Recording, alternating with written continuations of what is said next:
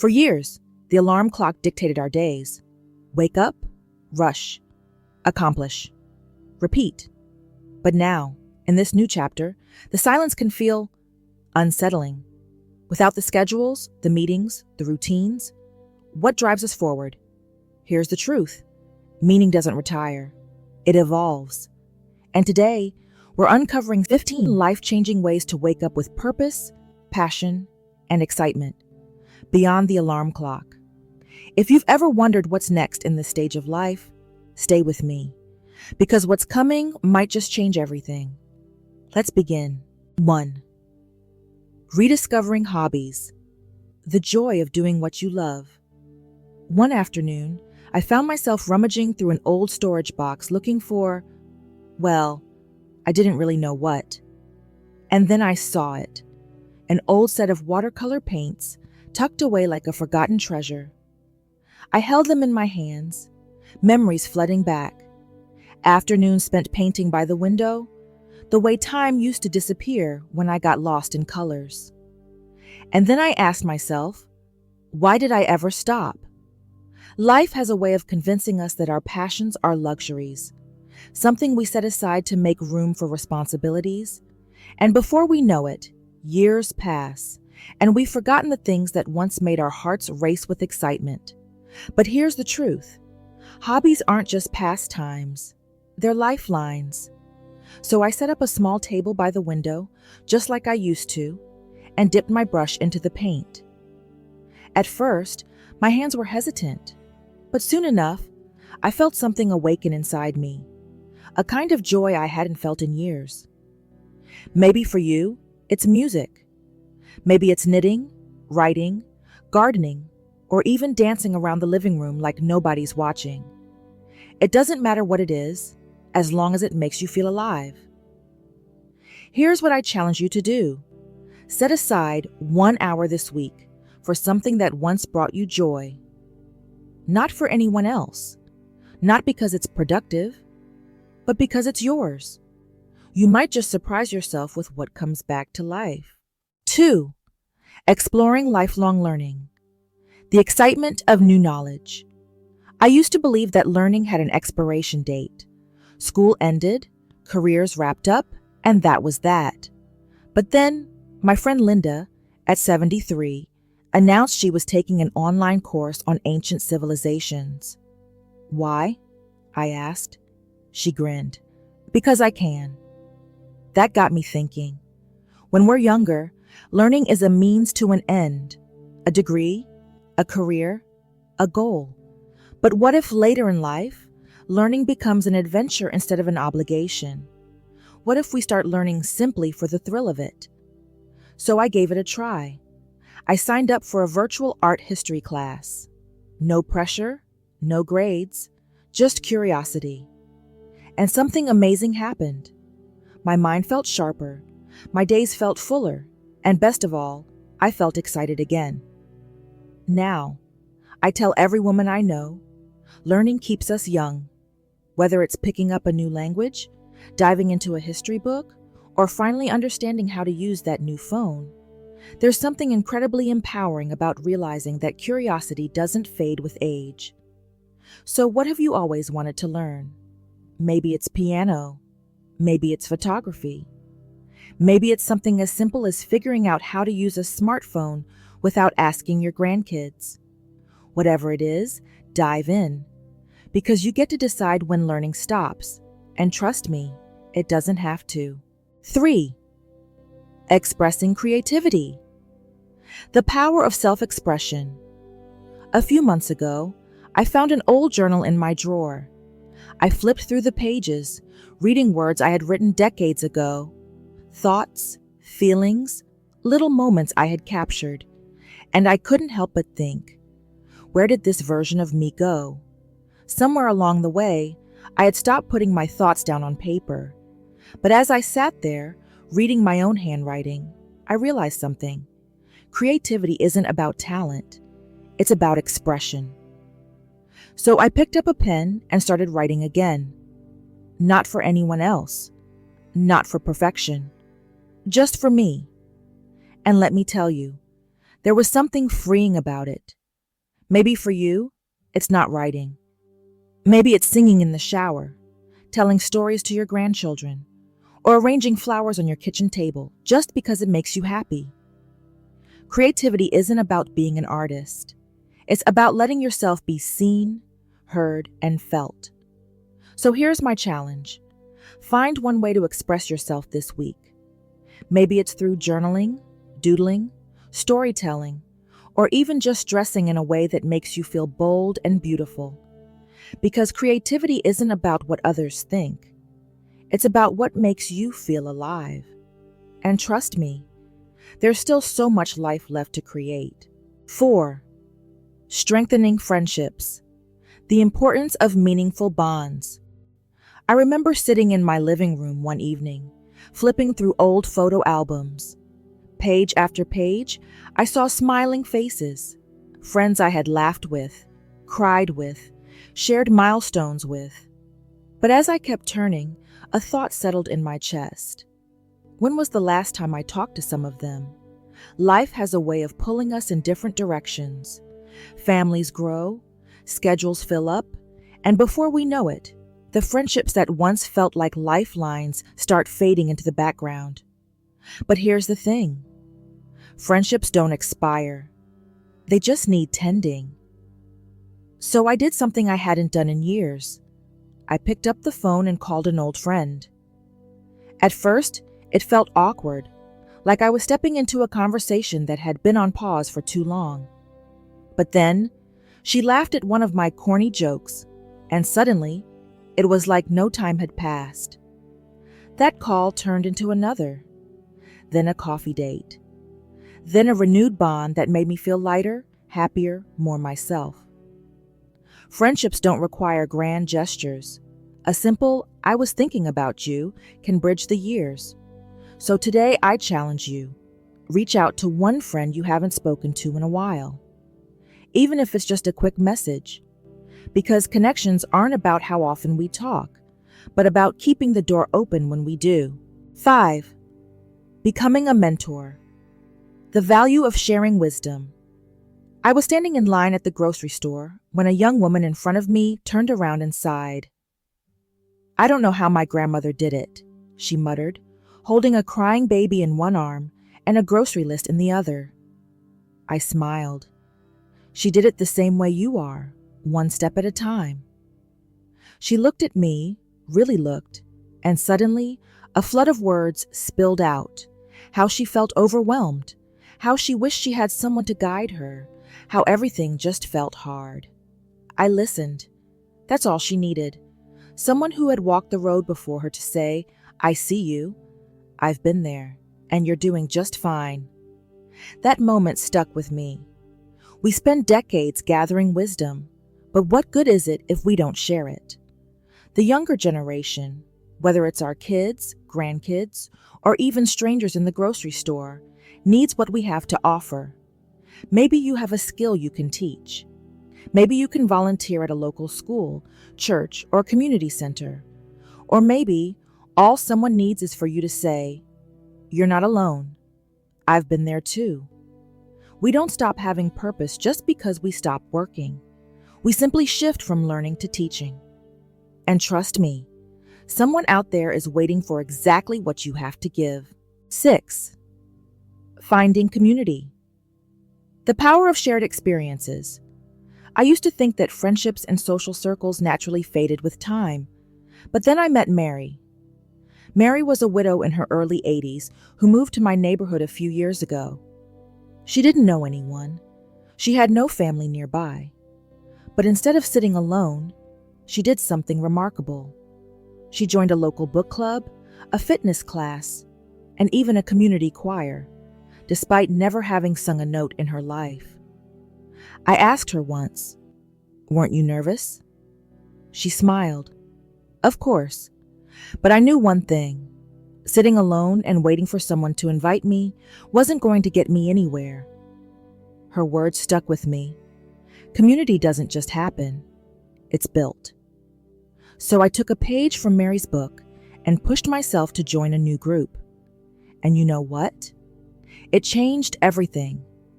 Maybe for you, it's a senior center, a walking club, a local charity, or even an online group of like-minded women. The key is finding people who make you feel seen, valued, and understood. Because at the end of the day, life is meant to be shared. And trust me, there are people out there looking for the exact kind of light only you can bring. 7. Volunteering. The reward of helping others. I'll never forget the day I stepped into that community kitchen for the first time. I had signed up on a whim, looking for something to fill my days, but as I tied on my apron and glanced around at the bustling room, I wondered, do I really belong here? Then, a woman about my age turned to me, her eyes warm. "First time?" she asked. I nodded, suddenly feeling self-conscious. She smiled. "You'll love it. Just wait." And she was right. That day, I chopped vegetables, served meals, and, most importantly, listened. I met people with stories so different from mine, yet somehow familiar. There was a woman raising her grandkids alone, a young man who had fallen on hard times, an elderly gentleman who just wanted company while he ate. By the time I left, something inside me had shifted. I had spent years feeling like I had less to offer as I got older. But in that kitchen, surrounded by people who needed kindness more than anything, I realized we never stop having value. We just have to find new ways to share it. Volunteering doesn't have to be grand or complicated. Maybe it's reading to children at the library, helping at a local shelter, or even just checking in on an elderly neighbor. Giving back doesn't just help others. It reminds us that we are still needed. So if you've ever wondered, what do I have to offer? Trust me, the answer is more than you know. 8. Supporting a cause. Advocacy for change. The first time I signed a petition, I was 22 years old, standing on a street corner with a clipboard shoved in my hands. I barely understood the cause, but I knew one thing. I wanted to stand for something. Fast forward to now, and I realized that wanting to stand for something never goes away. What changes is the way we do it. I recently read a story about a woman in her 80s who had spent years advocating for environmental change. She wasn't marching in the streets or speaking at rallies. She was writing letters, making phone calls, and showing up to town meetings. That made me think. I might not have the energy to stand in a picket line anymore, but I can still use my voice. So I started small. I researched causes I cared about: women's rights, literacy programs, conservation efforts, and found ways to help. I signed petitions, donated to small charities, and even wrote a few emails to my local representatives. And guess what? It felt powerful. Advocacy isn't about how loud we are. It's about how consistent we are. Whether it's voting, speaking up, or simply spreading awareness, every action counts. So what causes something to stir in you? Maybe it's animal rights. Maybe it's protecting history. Maybe it's something deeply personal. Whatever it is, your voice still matters, and the world still needs to hear it. 9. Helping family, strengthening the generational bond. One afternoon, my grandson plopped onto the couch beside me, looking unusually serious for a 12-year-old. "Grandma," he said, "can I ask you something?" I braced myself, half expecting a question about technology I wouldn't know how to answer. "Did you ever feel lost when you were younger?" I looked at him, surprised. "Of course," I said. "Plenty of times." He exhaled. "I feel like that a lot." That conversation stayed with me long after he had gone home.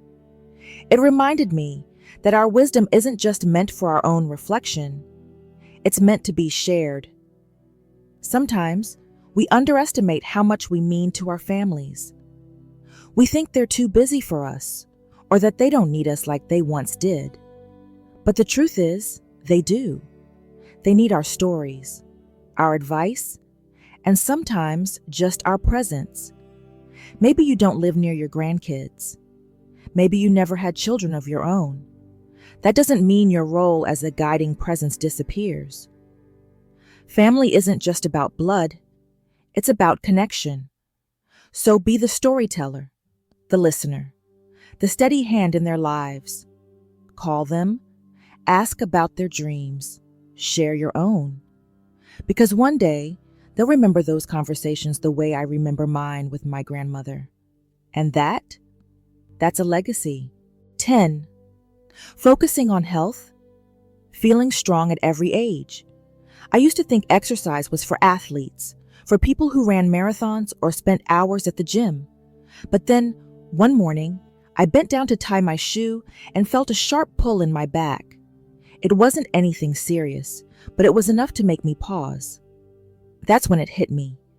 This body of mine has carried me through decades of life. The least I can do is take care of it. So I started small. A morning walk around the block, some gentle stretching before bed. And you know what? I started feeling better, not just physically, but mentally too. There was a confidence in knowing that I was actively taking care of myself, even in the simplest ways. Staying active isn't about keeping up with younger generations or chasing some impossible standard. It's about strength, independence, and feeling good in your own skin. So if moving feels intimidating, start where you are.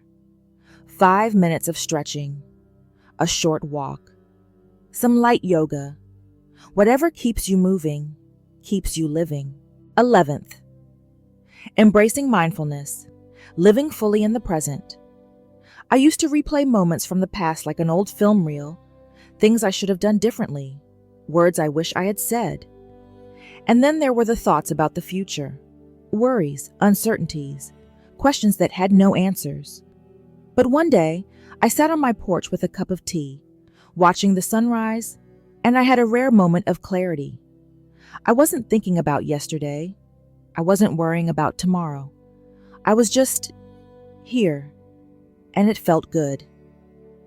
That's when I started practicing mindfulness, not in some complicated, mystical way, but in the simplest of moments. Savoring the taste of my morning coffee, feeling the warmth of the sun on my skin, truly listening when someone speaks, instead of thinking about what to say next. Mindfulness isn't about clearing your mind completely. It's about being present, right here, right now.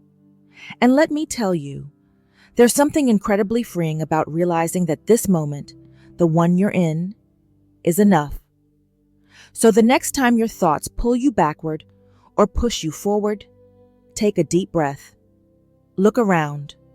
Feel the air, hear the sounds, and remind yourself, you are exactly where you need to be. 12th, reframing aging, celebrating the journey. I was at the grocery store the other day when a woman, probably in her 40s, complimented my silver hair. "It's beautiful," she said. "I hope mine looks like that someday." I smiled and thanked her, but as I walked away, I thought about how different that moment would have felt 20 years ago. Back then, I might have seen silver hair as a sign of loss of youth, loss of time. But now, I see it as a crown, a testament to a life well lived. Society likes to tell us that aging is something to fight, to cover up, to resist at all costs. But I say, why fight something so natural, so beautiful, so full of wisdom? Aging isn't about fading. It's about deepening. Deepening our relationships, our understanding of ourselves, our appreciation for the little things. So the next time you catch a reflection and notice a new line, a new wrinkle, a new sign of time passing, smile at it, because every mark, every change is proof that you have lived. And that, my friend, is something to be celebrated. 13.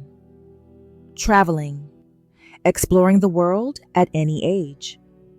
I remember sitting by the window one evening, watching a travel documentary about a woman in her 80s who was exploring Europe solo.